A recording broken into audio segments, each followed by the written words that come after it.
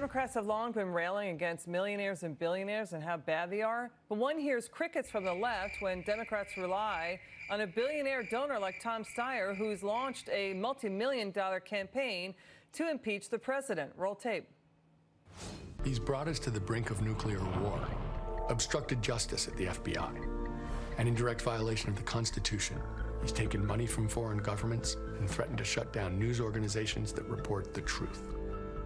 If that isn't a case for impeaching and removing a dangerous president, then what has our government become?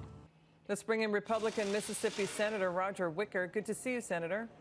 Good to be with you. What do you think of this impeach the president campaign?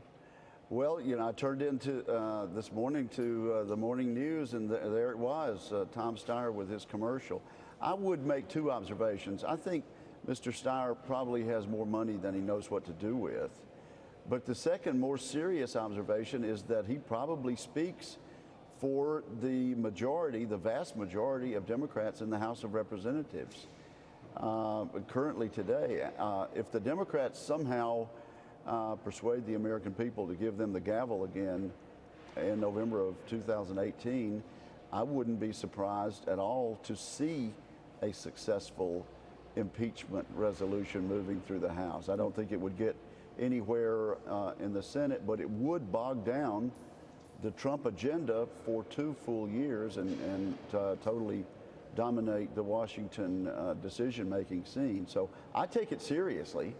I don't think it has a ghost of a chance of actually removing the president, but it's something not to be sniffed at. It's something that I take seriously, and we need to combat, and we need to alert the American people that this is a real threat. The impeachable offense, the one that's in that list of what Tom Steyer said, would be obstruction. That's the FBI probe. That's firing Jim Comey.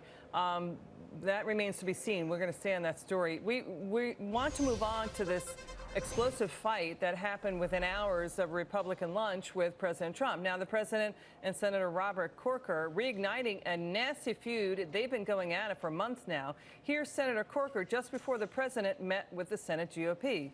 Roll tape. Is the president of the United States a liar? The president has great difficulty with the truth on many issues. Do you regret supporting him in the election? Well, let's just put it this way. I would not do that again. So you wouldn't support him again? No way. No way. No, I think that he's proven himself unable to rise to the occasion. It was a stunning chain of events today. Senator Flake also announcing he will not run for another term. Trump voters are saying, they're cheering this. They're saying the swamp is draining itself. Now, Senator Wicker, I think you were at the meeting today at the White House for lunch. What did you see? Were they able to bury the hatchet? Well, I saw absolutely none of that at the lunch today. It was a very fine, constructive discussion by the president about the accomplishments his administration has had over the first 9 months and the achievements that he's had working with Congress. And then we had a nice exchange with some question and answer. Now, clearly, Senator Corker didn't ask a question and Senator Flake didn't ask a question. But it seemed clear to me that 99% of the people in the room were on the same page, and we want to move the president's agenda forward. And the thing to do right now is to concentrate real hard and get this tax cut. So it looks like done, the votes. I think we have the votes to do it. Yeah, it looks like the votes are coming in. But you're saying, Right. you know, final 10 seconds, they didn't speak to each other. Senators Corker and Flake did not speak to the president. The president didn't speak to them, right? There was no conversation among those three. No, not at lunch. No. Senator Wicker, thank you so much for coming on. We really appreciate it, sir. Glad to. Now,